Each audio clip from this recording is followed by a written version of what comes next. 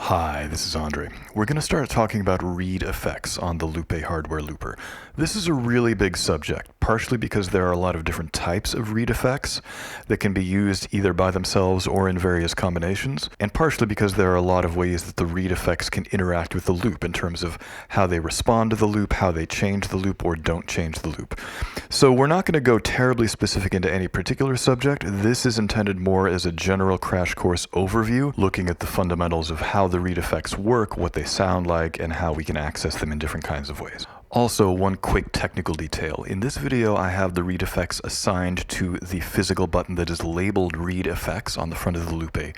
But practically speaking, any function can be assigned to any of the 5 foot switches or any of the 4 buttons. So you could have a game where all 9 of those controls have different types of ReadFX assigned to them. I'm using the one that's labeled ReadFX just for ease of demonstration, but do keep in mind that any function that we talk about in this or other videos could be assigned to any particular foot switch or button that you want to.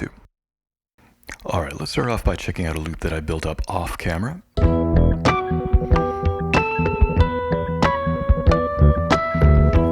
And what we're going to do right now is do a quick crash course preview through the different types of ReadFX that you can apply. Now typically when you're assigning commands, you're going to go into game edit mode, select the button or switch you want to edit, and then once you've done all the stuff in there you want to exit, overwrite yes, and that's how you can save an assignment on a particular switch.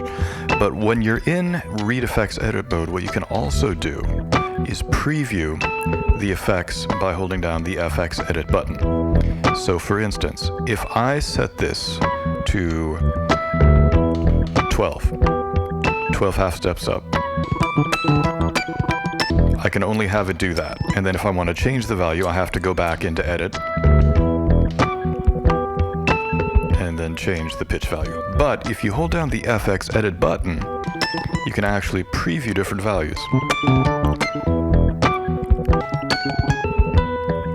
So you can kind of think of the FX button as letting you play the ReadFX, and you can adjust different ReadFX values.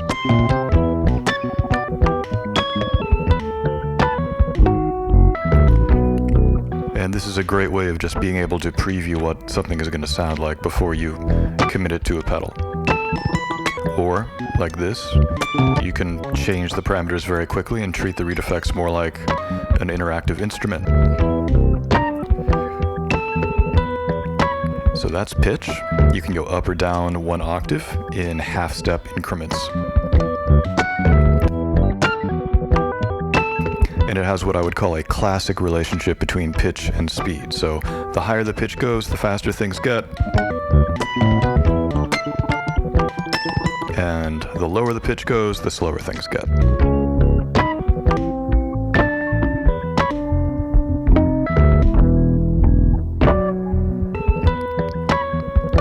Now let's check out reverse.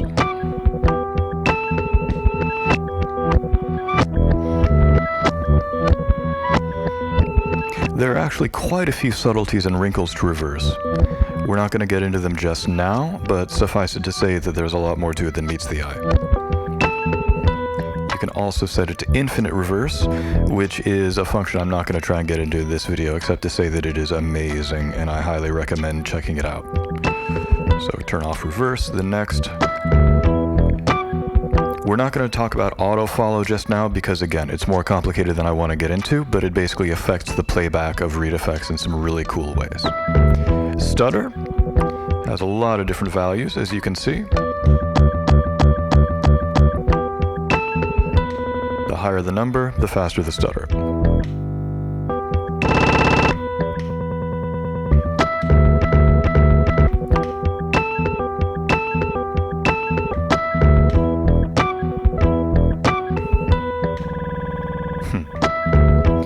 And the Loupé actually has it set up so that you can get stutters that are so fast that they actually produce a fixed musical pitch.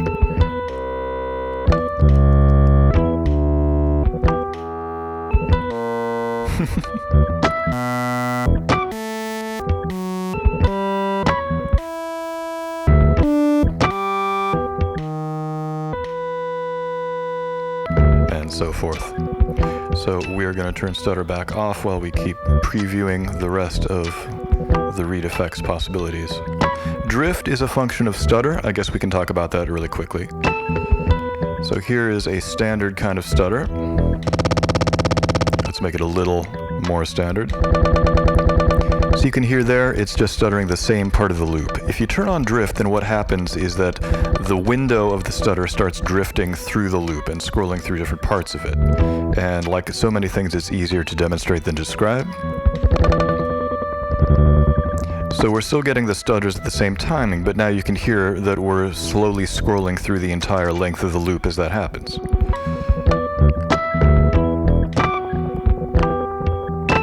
And you can get some kind of fake time stretchy things happening this way too.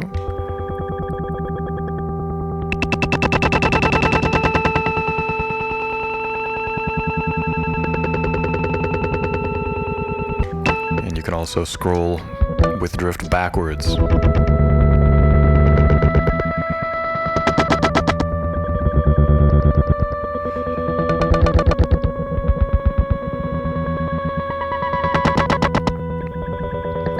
So drift is fundamentally a function of stutter. If you don't have anything on stutter, then nothing's going to happen with it.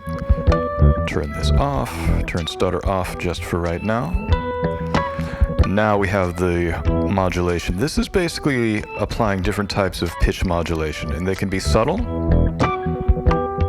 It's so subtle, I don't hear it. A little less subtle, Andre. Okay, a little less subtle still, come on. Let's make something really horrendously obvious. Okay, that's pretty horrendously obvious. Let's slow down the speed, and let's lower, no, let's hear what it sounds like. Okay, so we're gonna lower the depth. There we go. So basically this modulates the pitch of the entire loop. And you can get these tremolo types of things happening. You can get kind of tape, wow, and flutter type effects. The depth is how much you're modulating the pitch by, so the higher the value, the more you're modulating the pitch.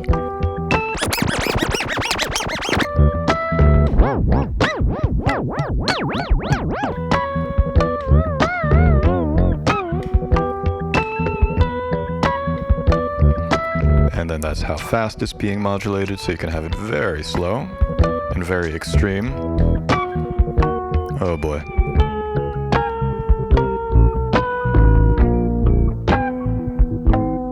Speed it up a little more.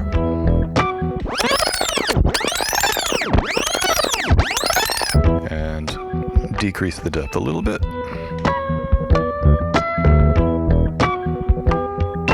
So lots of possibilities to be had there.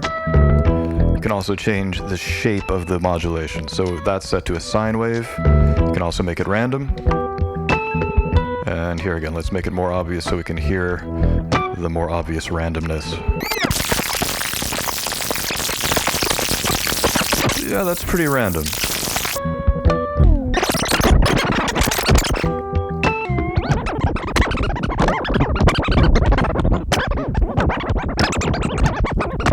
Yes, indeed.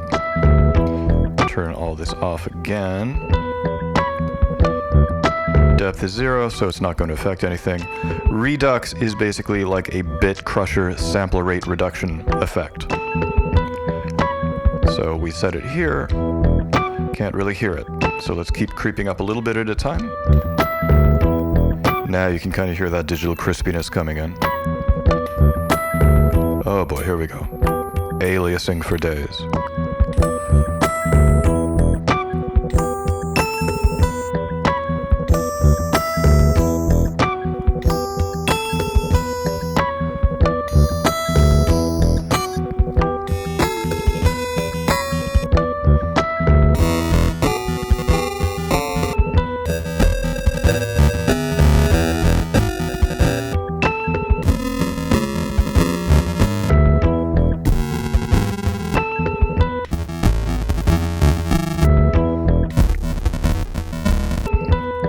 Suffice it to say that if you like this kind of thing, there are a lot of stages to it.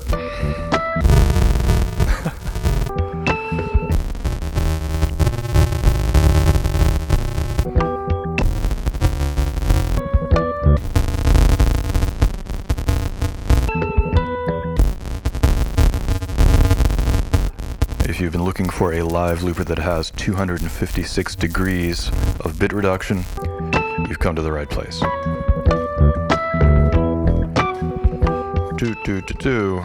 Decreasing Redux. You can also have multiple read effects happening simultaneously.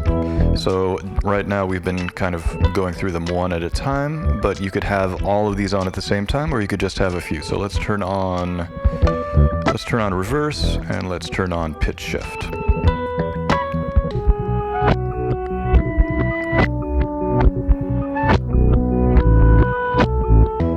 And let's add some more stuff to the pile.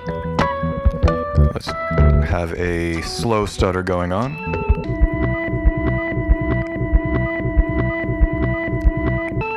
Let's add drift. Let's have it go backwards because I like backwards. Especially when I can remember how to make it backwards. There we go. So that's pitch, reverse, stutter, and drift.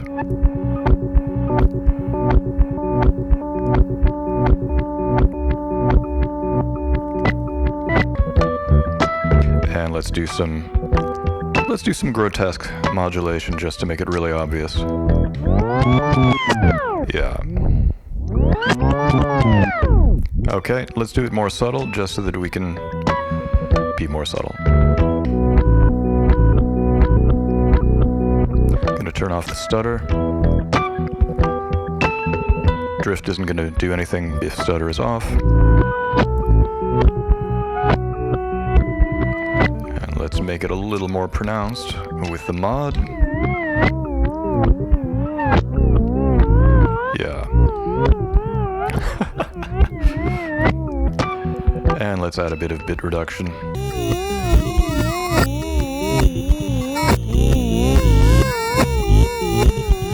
Good grief. Still not talking about auto-follow or infinite reverse, but we will get to it in subsequent videos. Not to be a tease, it's just there's a lot more to it than I want to cover in this particular installment. Okay, let's look at a couple of really powerful parameters to the ReadFX setting. Let's unmute the loop, and let's just make a reverse. So pitch is all the way normal, reverse is on, all this other craziness is off. And exit, overwrite, yes. So now we have reverse saved on this. So that's pretty much as you would expect. The loop is playing in reverse. And then you press it again, and it goes back. And I don't have this quantized right now. You could. In fact, let's do that. So edit that button, ReadFX, let's have it quantize to bar. Turn reverse back on, yes, overwrite, and now it's gonna wait till the start point of the loop, or in this case, the start point of a cycle.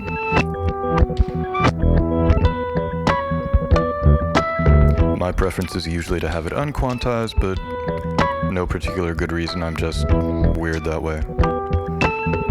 Overwrite. Alright, now let's take a look at this. There's a couple of parameters in ReadFX that we haven't looked at, so let's do that.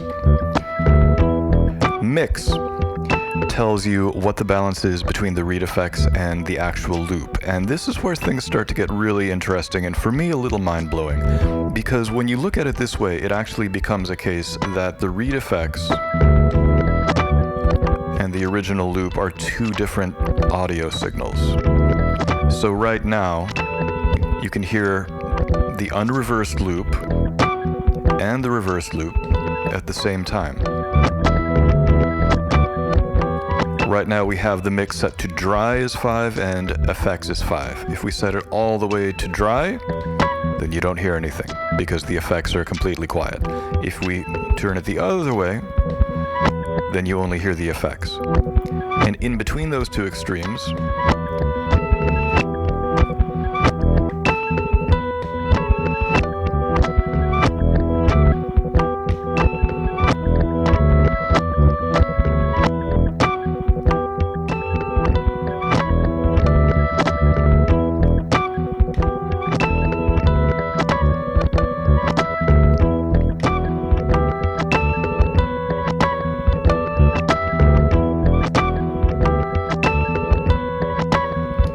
that kind of flamming phasing kind of effect where you get the ReadFX bouncing against the original loop in different kind of rhythmic ways is one of my favorite things about all this. All right, let's set it back to effects. So now we're only hearing the ReadFX version, we're not hearing the dry loop.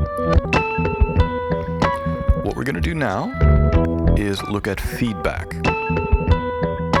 Feedback has to do with how much of the ReadFX actually gets imprinted into the loop when you use it. And like a lot of things, that's easier to demonstrate than to describe, so here's what I'm going to do. We're just going to do pitch shift down. We're going to save that. And now,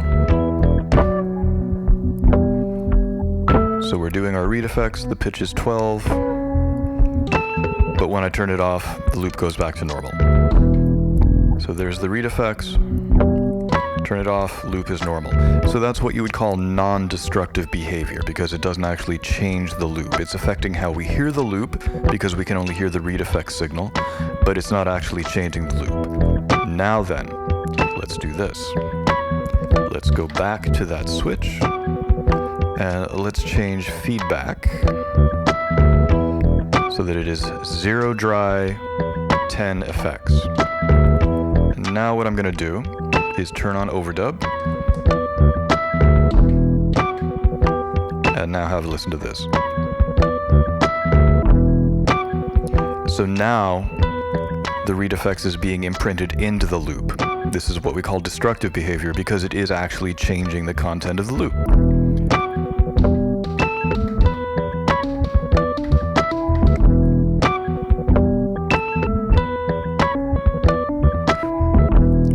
So now all that stuff has been imprinted into the loop. Let's do an undo. And you can set the balance so that it's 50-50. Let's see what that sounds like. Overdub open.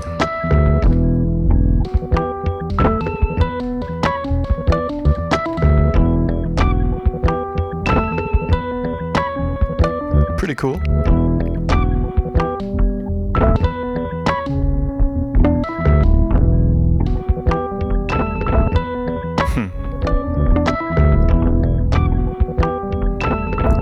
And again, let's undo.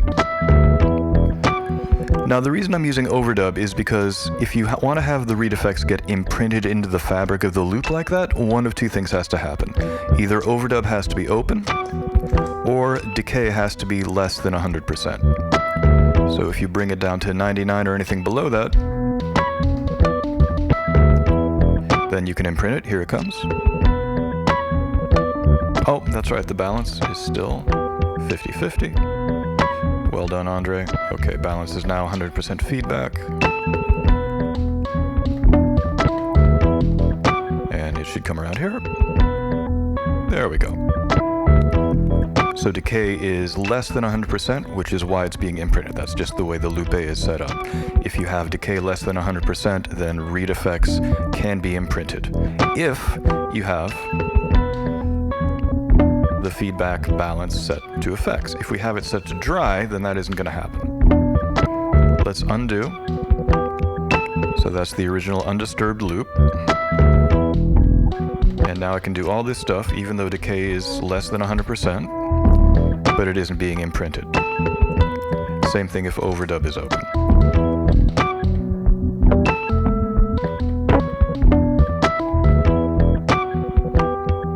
It's fine. So if you want to do that imprinting, then you need to make sure that the feedback level has at least some positive value under effects. If it doesn't, then you're not going to imprint anything. On the other hand, if you have feedback all the way to effects, but you don't have Overdub on, and decay is up at 100%, it's not going to imprint either.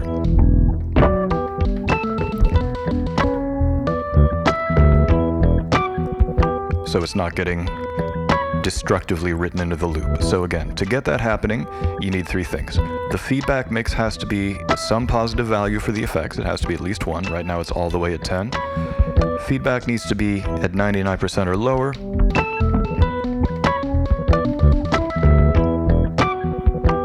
There it is. And or overdub needs to be open.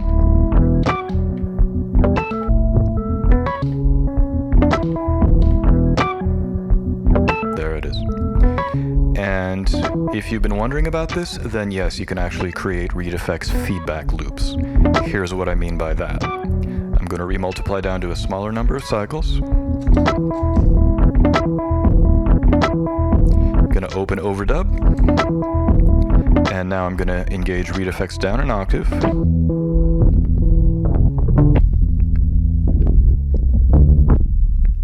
So what's happening is that every time it comes around, it's dropping the entire loop by another octave. And now it has gone down to subsonic levels. Let's undo that.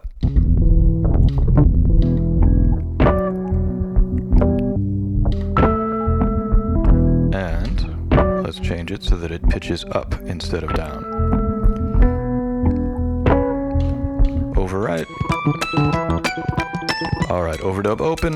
Here we go.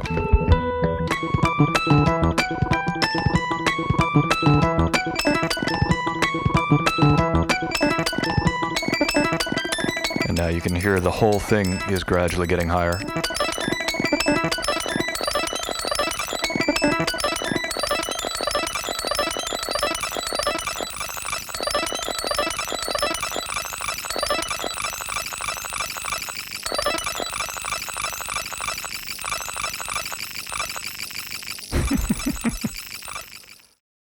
As I say, ReadFX is a big subject, and for me personally, it's very new territory.